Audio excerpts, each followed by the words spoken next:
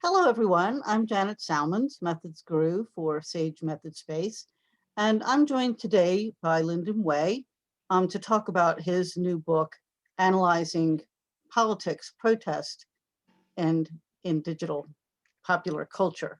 So before we get started, if you are new to Method Space, this is a blog community sponsored by Sage Publications, and we're interested in everything to do with designing, planning, conducting, and reporting on research, writing about it, sharing results in all different kinds of ways.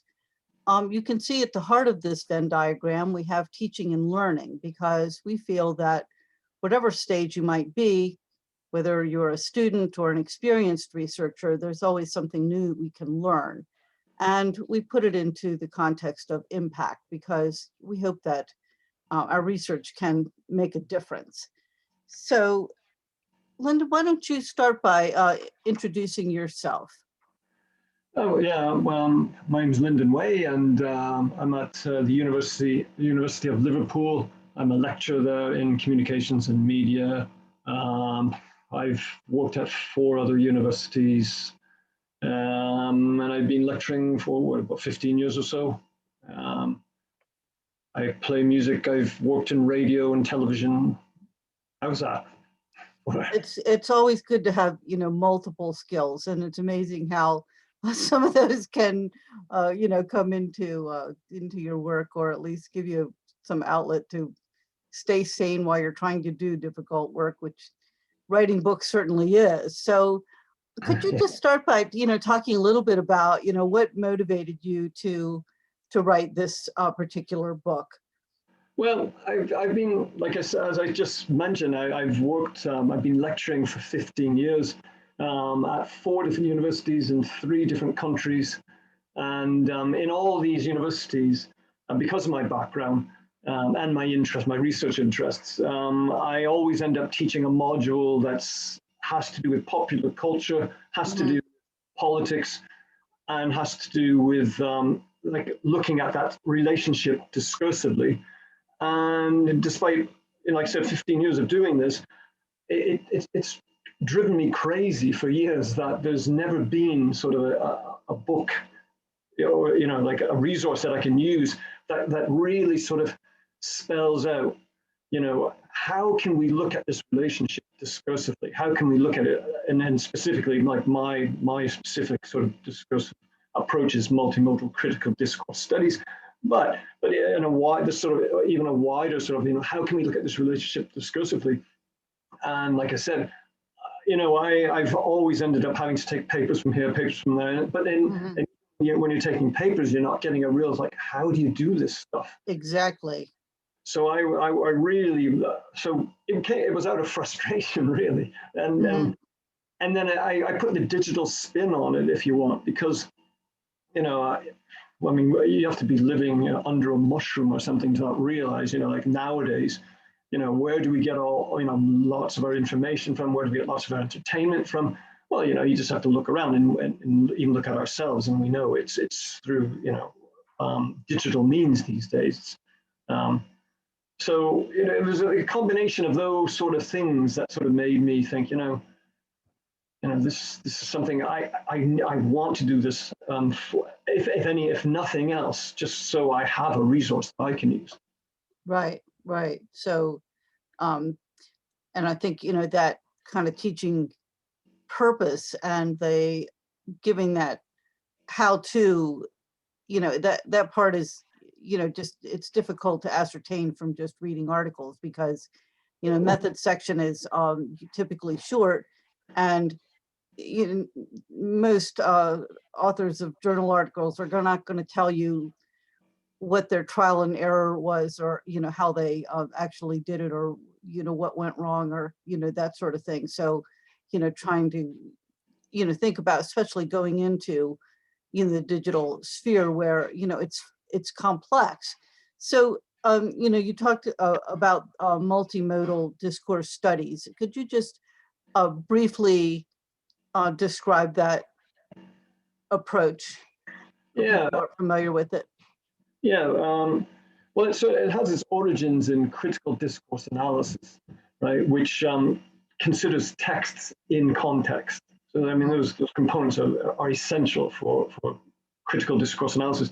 And so traditionally what a critical discourse analyst will do is they will look at, I don't know, news stories and look at the language being used Mm-hmm. and describe and analyze the language being used to figure out what are the discourses, and they usually try to link them to sort of ideas of power and, you know, who's being represented in what way and how is this benefiting some people at the expense of others. Well, so I mean that's sort of its origins, but then as you and I know, like even right now as I'm communicating to you, you know, there's picture, you know, we've got this image to the left here. You know, I'm using my hands, I'm using my voice, I'm using lexical choices. I'm making decisions about what words I'm going to use for this this thing. So so multimodal critical discourse. Oh, by the way, could you switch to the next slide? I just realized it would probably be nice to illustrate that way. So for example, okay, for example, so if we're looking at this poster here, which, you know, of course I got off the internet. It was fed to me, you know, on one of my feeds at some point. So as we can see, you know, we've got imagery going on, you know, we've got text, we've got font, and it's all playing a part in sort of communicating to us. So what multimodal critical discourse studies does is they're using sort of the power of systematic sort of analysis and description that CDA has, and we're applying it to what I think is more realistic sort of communication, because communication, as I'm trying to say, is not single modal, it's multimodal. And so that's my short definition of that. I guess, and just to clarify, it doesn't have to just be about images and text. You know, I mean, people look at like, well, I look a lot at sounds as well, and what's how they communicate meaning to us in multimodal texts. You know, people look at architecture, clothing. There's all sorts of things you can look at. Right, right. So in your book, you talk about a lot of different options for studying multimodal discourse, you know, in today's world, particularly in the context of politics and protests, which are, of course, dominating, I think, you know, the online sphere today with so much going on. But, you know, in your book, you talk about, you know, in different chapters about comments, memes, animations, music videos, and parodies. Is there, you know, one of those that you'd like to just, you know, delve into a little bit for the people viewing this? Yeah, all right. Yeah, they were, yes, can we go to the next slide, please? Because that will actually help me again, if you don't mind. Yeah, so I mean, yeah, I chose those things because, you know, those are the things that I experience all the time and everyone around me experiences all the time. But I guess for now, why don't we look at some musical mashups? Me being sort of having a lot of music research in the past. So music mashups, I chose these because, again, these are things that, you know, will come on to our feeds, and they are quite popular. For example, the one that I look at in one of the chapters in this book is this image comes from that mashup, and it's a critique. Well, it's a very funny and musical critique of Brexit politicians in the UK, and sorry, and oh yeah. So what I would do for something like this is I chose this because this thing has like over 1 million views. That just this one mashup, and you know, you start thinking, well, how many people will listen to, I don't know, Donald Trump in, you know, a few months ago, Donald Trump, you know, when he was having a one of his speeches, well, you know, he'd probably get a couple thousand people, a few thousand people, I don't know. And likewise for us, for the UK, you know, how many people would listen to this fellow here? This is Jacob Rees-Mogg, by the way, who's a prominent politician here in the UK. And, you know, again, he'd be lucky to get a couple thousand, but I mean, there's like 1 million people watch this thing. And then, I sort of found out that bloggers are, so there's some UK bloggers who have an audience in America, and they say, this is all you need to know about Brexit, is just watch this mashup. And so, so this is like people thinking, well, this is what Brexit, this is this huge, complex political issue, be sort of distilled into a funny musical thing that lasts about 1:50 or something. So this is one of the sort of things I look at. And here, it's I kind of like looking at things like this because you get to look at the lyrics, what they're saying, and then what the imagery, what they're doing with the imagery, and then also, with the musical sounds. And when you put them together in sort of a multimodal package, what sort of discourses are being articulated in this, this piece, which is funny, and I showed it to my boys and they laugh, they might not get all the context, but they're sort of getting the idea. And it's, but at the same time, it's also communicating to us politics. Right. So, so how might someone use these kinds of approaches in their scholarly research? Well, when I did my PhD, I used just critical discourse analysis before the days of multimodal, and what I looked at was newsrooms and news in Cyprus, actually, and how they sort of talk about nation. And what I found was, using it with, I used it with ethnography.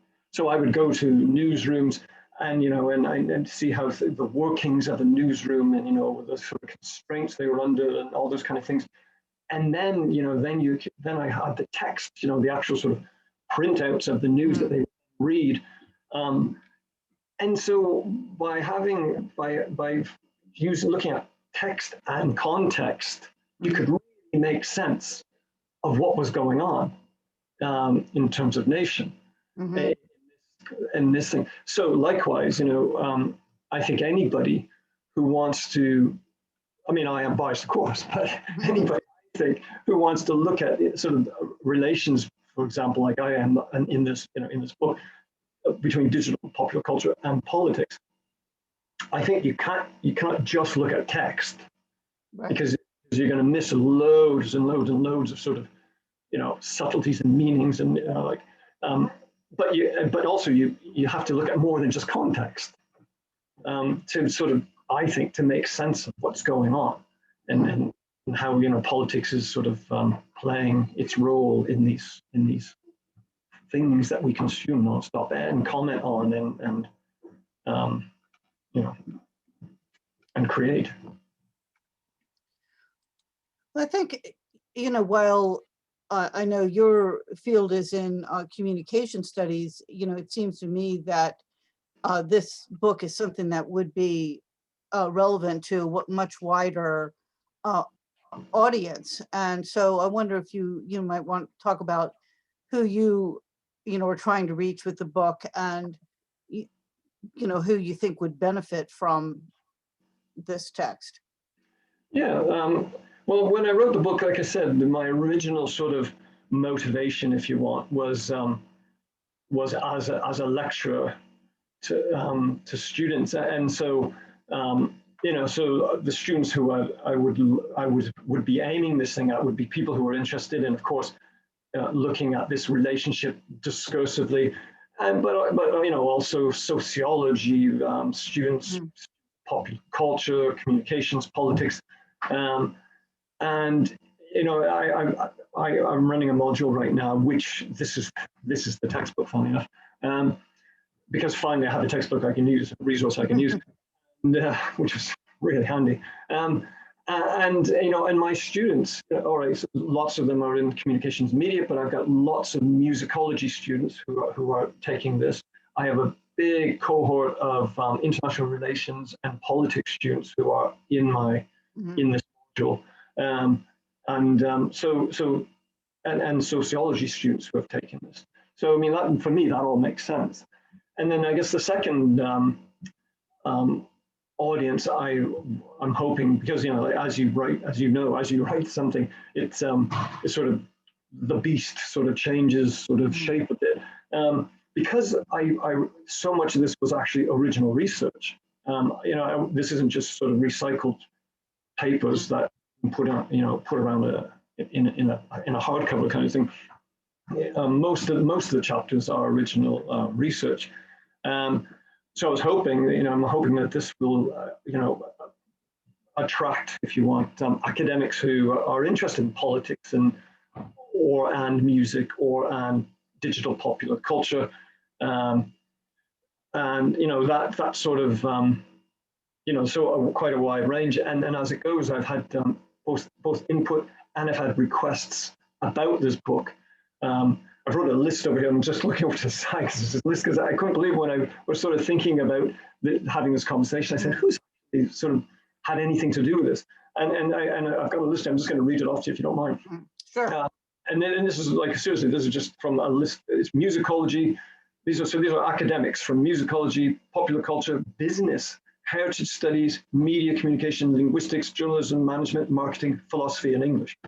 And that's just. And I think even field of education. I mean, there are so many fields where there's a lot of pressure to make changes, to be more inclusive, to address various contemporary issues, where it would seem to me that whether there are scholars, people looking for a text to use in a class, or practitioners, people who are out in the field, who are trying to understand what's going, I need to make a decision about the next stage of my project or work. How do I understand what the popular thought is around this topic? How do I understand what what is igniting protest, and what the concerns are out there? So it seemed to me that this could be, in addition to being a valuable for researchers, also would be useful for people who are trying to understand what's going on around a particular topic area. No, definitely. Like, I mean, like a lot of the stuff that I write about is also based on sort of practice, because like I've been in a number of bands who have been involved in protest movements, not just here in the UK, but also in other places like Turkey. So yes, and so those experiences and those people I know have sort of influenced this, and of course they can be able to gain sort of insights, I guess, if you want, from this sort of thing. Definitely. So is there anything else you'd like to add about the book? I guess only in that, like I said, it started out as sort of as this sort of reaction, if you want, to a lack of resources, but then it sort of grew into this thing, which, like I said, was was answering the thing that I really wanted it to answer, was how do you do this? Because I just couldn't find a resource that has that. But then, like I said, and then because I got into it, because it's something I'm passionate about anyway, and I really enjoy, and so I ended up doing all these sort of like I said, original research bits into it. So it's become quite. It ended up becoming quite a sort of for me, it's obviously hard work, but also enjoyable hard work, if you know what I mean. So hopefully, I'm not the only one who thinks that.